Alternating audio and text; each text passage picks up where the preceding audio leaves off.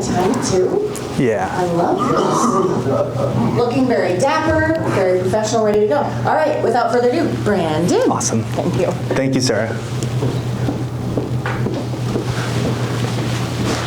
All right, hello, good morning, everybody.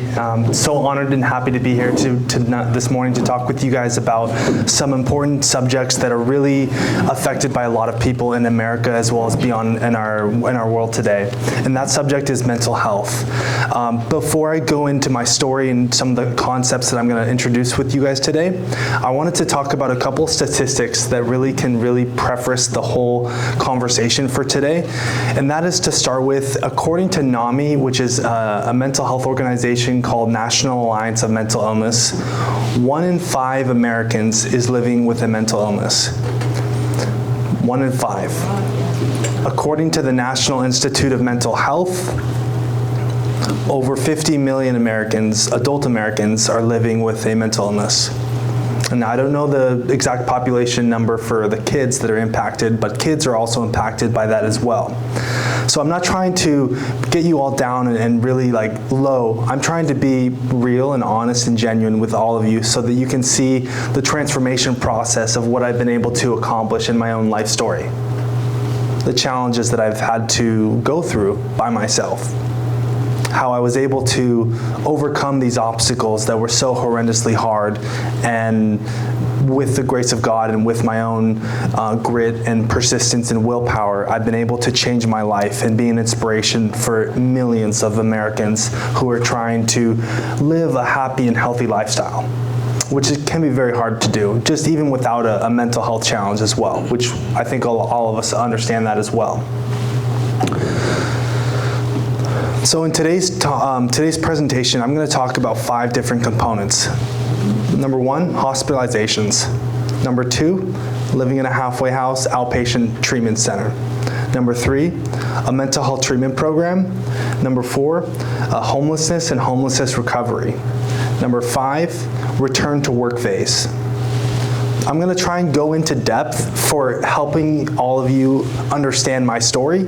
And when you do that, my goal is to help give you more mental health awareness, because I know that maybe all of you in this audience might not have dealt with a lot of challenges with your mental health in your journey. Maybe you have, but I can guarantee you that you might know somebody who actually has gone through some depression, anxiety, or other challenges with their own mental health. And that is the reason why this topic is so important and so helpful for people to learn how to better approach different conversations and being more open-minded so that we can better support each other and live happier lives. Okay, so the first component I'd like to cover is hospitalizations. And I'm going to go into depth a little bit into detail about my story and what that looks like, because not all of you might really understand what that entails. Actually going through multiple psych ward processes was very taxing mentally and very challenging in so many different ways.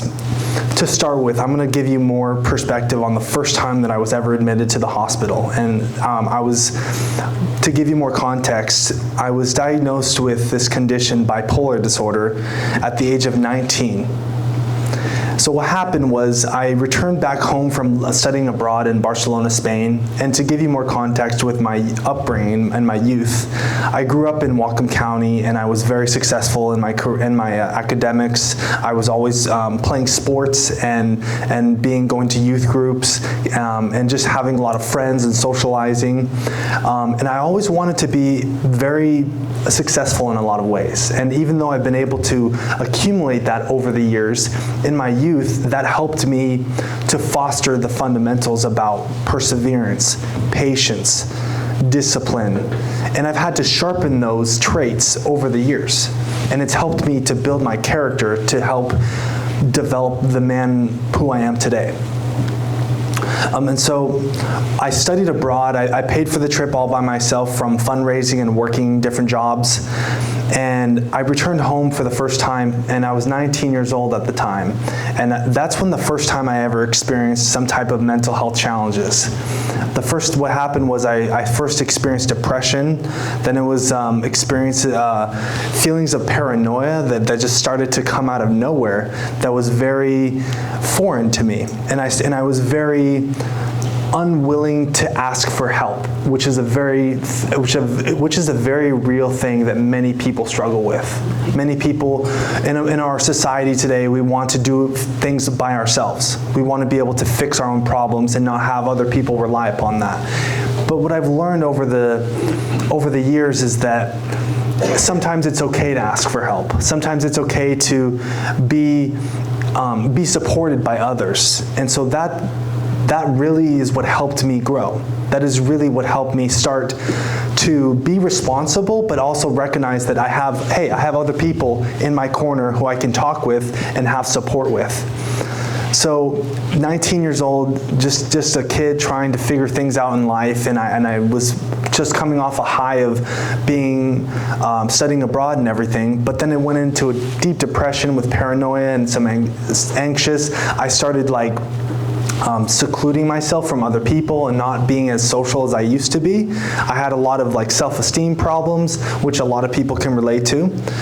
But as a result, these challenges continued to persist, and then eventually I ended up in the hospital for the first time. And this was a very hard experience for me because of the fact that these experiences, the hospitalization in general just was to be honest with you, was very traumatizing for the first time. It was very foreign to me because I was very against medication and the real components that are involved with dealing with mental health challenges. I remember the first night that I stayed in the hospital, they woke me up at 2 a.m. and transferred me from one department to the psych ward. So I was going to end up being there I ended up being there for a week or two, and that night I cried myself to sleep, and that was real. That was very a hard experience, and I'm not trying to get you guys down in any way, because this is my pain and my sadness that I've been able to overcome and find the positive joys of life despite going through these challenges. They've made me who I am. I've learned to embrace that and continue to move forward and help other people who have gone through similar challenges as well. So, long story short, the hospitalization process, you get involved with different team members in the hospital, nursing staff, the doctors, trying to figure out what's the best way to treat each individual. Now, each individual is going through their own challenges, and so I had many times to interact with different people. So over the years since I was diagnosed with this condition, I've been able to have many, many, many intentional conversations with other people who can totally relate and resonate with some of the challenges that I've been through.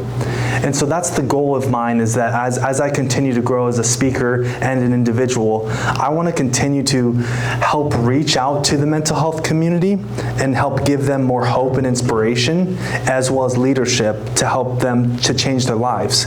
And many other people who might not be as educated around mental health, maybe that when I speak to them or they read my book, they can learn more about how I didn't give up. I didn't quit. I was persistent, I was faithful towards my cause, and it's helping me continue to get stronger and to build more positive lanes that are more sound-minded. So I don't focus on too many things at once. In the past, I used to be like, oh, I got to do this, I got to do that, I got to be the best. But now it's like I'm starting to recognize that if I can start to just slow my mind down and focus on one thing at a time, and continue to focus on that one niche or that one lane, eventually it can break out. It can break out and help a lot of people. So now there's been other hospitalizations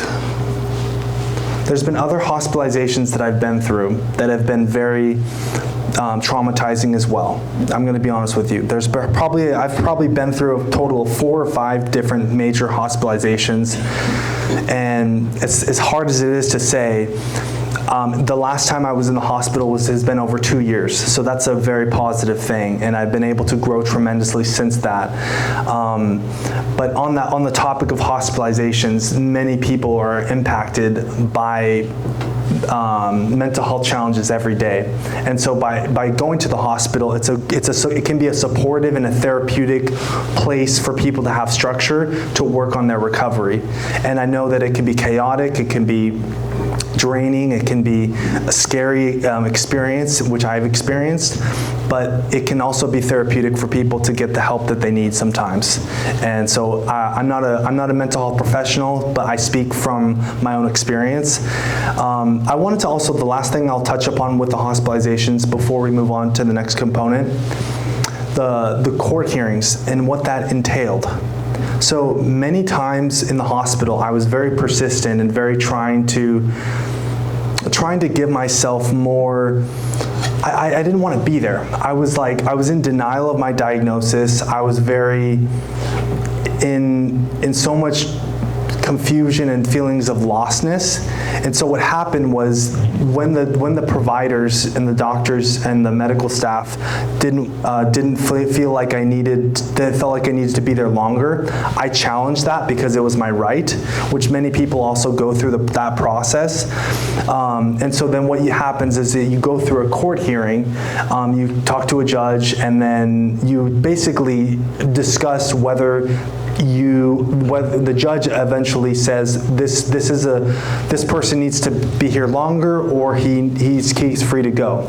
And so this process was very taxing as well. And I'm sharing this with you because it can give you more insight into my story, into how persistent I was, but at times when I needed to just rest and slow down and ask for help.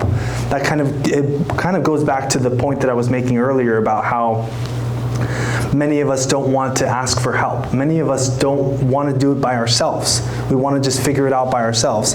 And so as these processes have helped me grow, they've helped me define my story and helped me to help give other people more awareness. So that's hospitalizations. And then I'm going to transition to the 2017. Back in 2017, I was a 20-year-old, and I was discharged from a hospitalization, and I ended up living in a halfway house. It's a mental health outpatient treatment program in Bellingham, Washington. And another example that I'm sharing with you is many people at this halfway house also have severe mental illness or mental health challenges, and so they go through these processes. So I was literally a 20-year-old, and I've had a wonderful childhood, wonderful positive experiences, and I go through this next journey by myself and trying to figure out how I fit in this new environment, because I lived there for a total of a month time period. But what I've learned from this experience that I can share with you all today is there was times when I was there where I felt abandoned. I felt alone. I felt lonely. And despite these real emotions, these real experiences that I went through, there was still hope. There was still hope for me. There's still hope for you. There's still hope for other people who are struggling out there.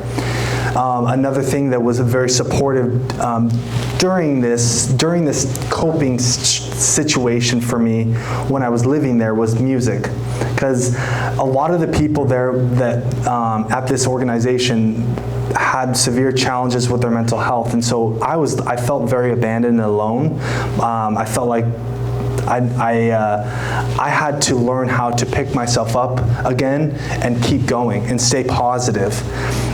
Even though the challenges were so severe and the experiences were so raw and so real for me, it helped me learn to accept more of the challenges that I have. How do I turn my challenges? How do I turn my pain? And how do I turn it into positives? That's the question, and I think it's a generic thing that all of us can really relate with, is how do we turn our pain into our positives? How do we turn our pain into our biggest successes?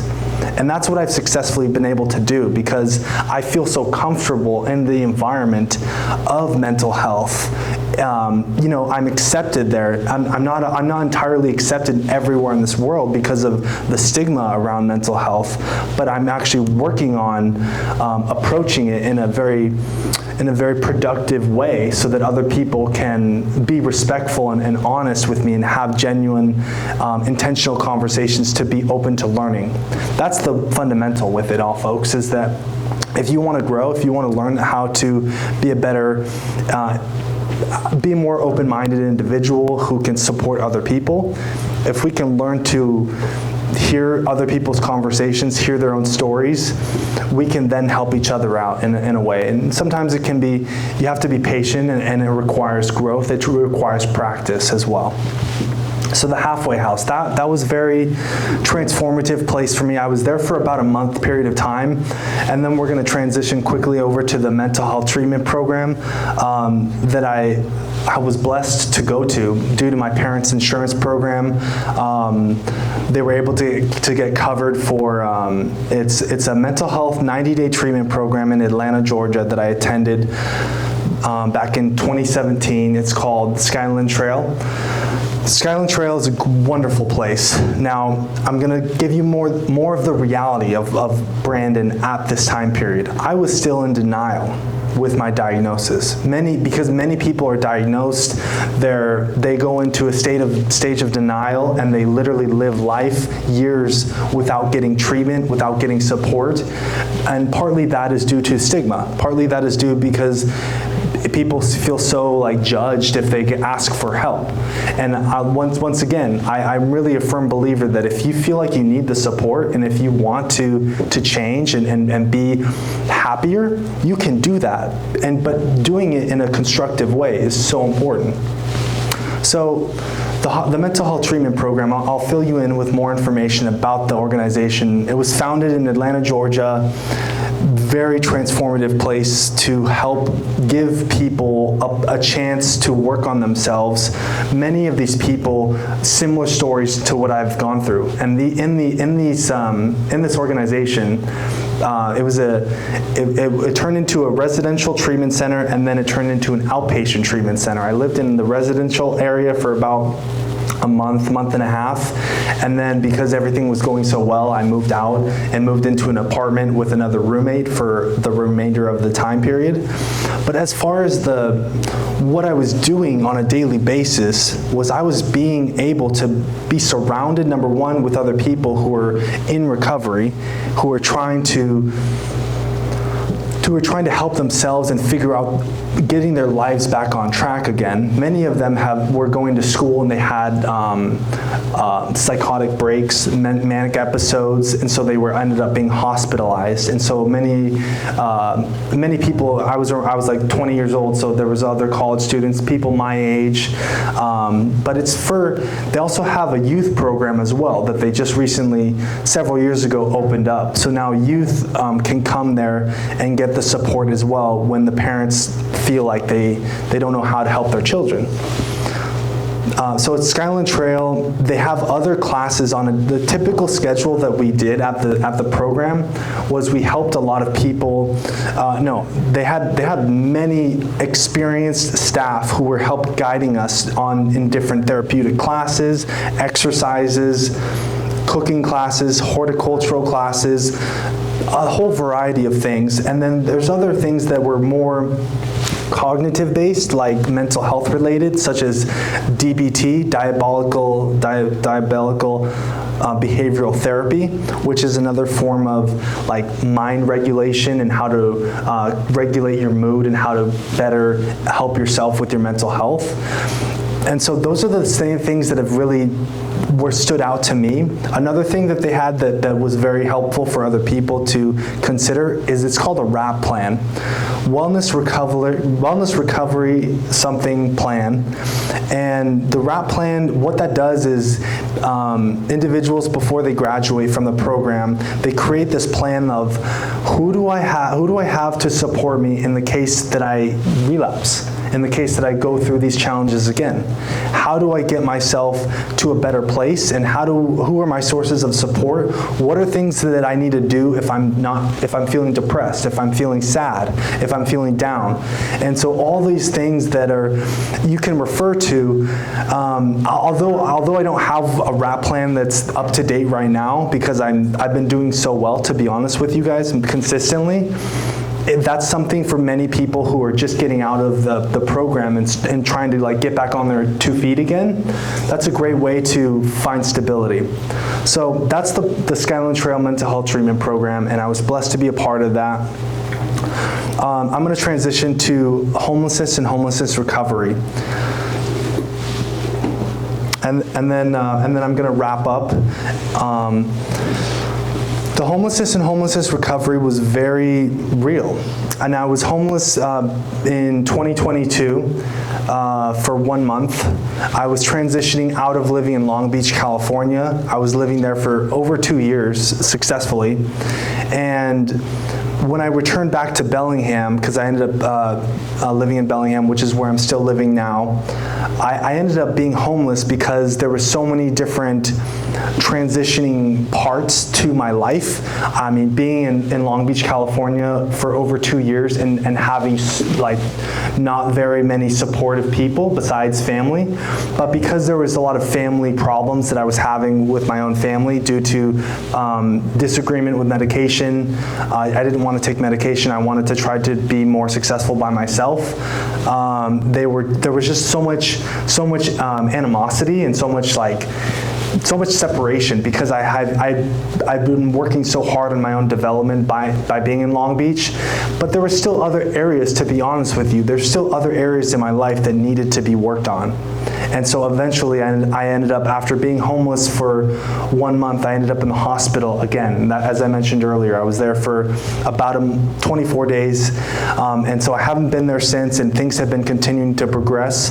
But that's the last thing I'll say. It's just that the homelessness situation, many other people with mental illness and mental health challenges go through that.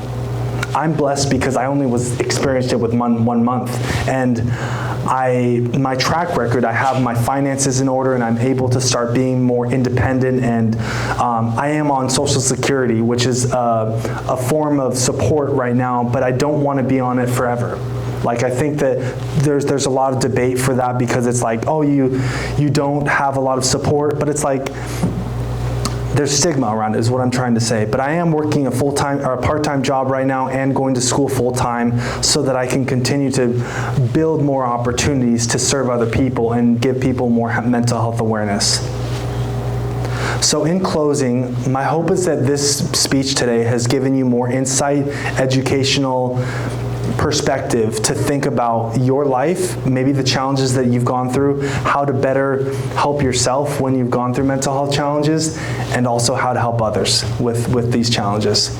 So I'd like to invite the narrator to put on a quick 2-minute survey, and it's a QR code, and then we can open it up for Q&A. Thank you.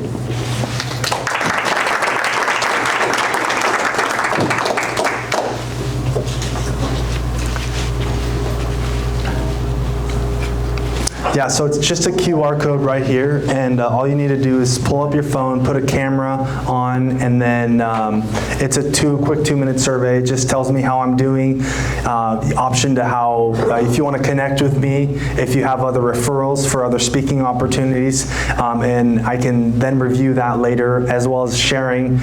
It gives you the option to share it with other people so that people can learn more about what I'm doing as a speaker.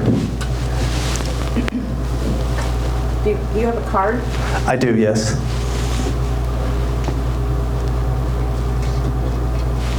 Question for you, Brandon. There's just not enough support out there for people with mental health as far as following programs. Is that correct? Yeah, there's a lot of changes that need to be made, and there needs to be more awareness, and that's part of what I'm doing right now. Tell us about your book, because I see you got like a box full of them, right? Yes, I published my first book, Come Back to Success, Relentless Commitment for a Better Tomorrow, in 2021 when I was living in Long Beach, and I self-published it on Amazon. The starting process, I started when I was living in Washington, so like back in 2020 is when I started writing the book. From start to finish, with help from a couple of friends who were very savvy with editing and revising, they helped me to structure the book and give it more grammatical changes and everything like that. And I decided to just go publish, because I'm still growing in my popularity as a speaker, and I had to do it by myself, is what I'm trying to say. I had to start asking myself, how am I going to continue to advocate for others? And I felt like the idea popped into my head to write a book many years ago from talking with another connection to help me pursue that idea. Brandon? Yeah. So you said that you have a part-time job and you're going to school. Yeah. And you're here talking to us about mental health. What is your job and what are you going to school for? Yeah, so right now my job is I work part-time at a mental health organization called the Whatcom Clubhouse. They're based out of an international agency that was founded in New York City called Clubhouse International. The first clubhouse was founded in New York City. It's called Fountain House, and there's hundreds of clubhouses nationwide as well as worldwide. And so I'm a part of this organization that's a small organization, Whatcom Clubhouse, where we serve other people who have mental illness, and by giving them day support, day treatment support. Some of the responsibilities that I do consist of socializing, giving them support, creating lunches, doing some of the chores for maintenance, and just overall spending time with the people to help them grow. And what are you going to school for? So I'm going to school right now at BTC, Bellingham Technical College, and I'm going to graduate March of 2026 with a degree in Bachelor's of Applied Science and Operations Management. Yeah.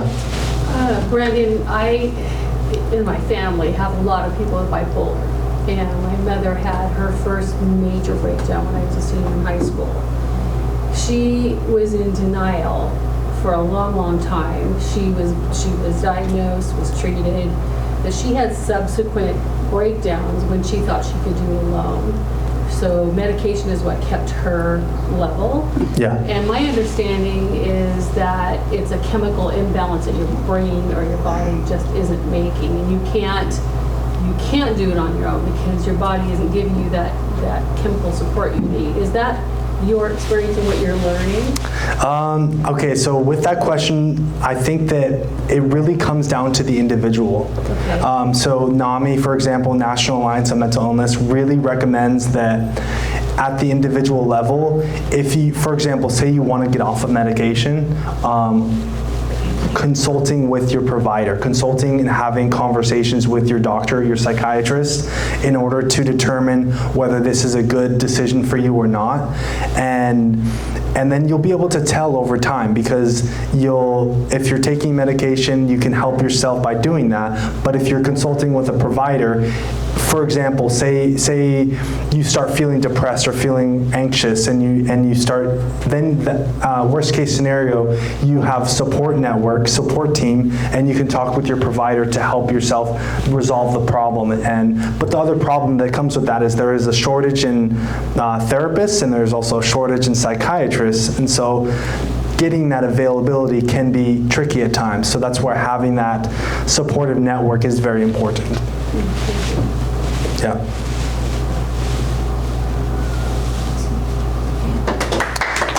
Thank you. I also have books for sale in the back corner, so if you want to purchase a copy afterwards, feel free to come by. Thanks. Thank you, Brandon. Self-published. Very young age, too. I'm going to guess based on calculation. You haven't even cracked 30 yet, have you? No. Haven't even cracked 30. Self-published. I love that. Well, thank you so much for sharing your story with us, Brandon. As a thank you for your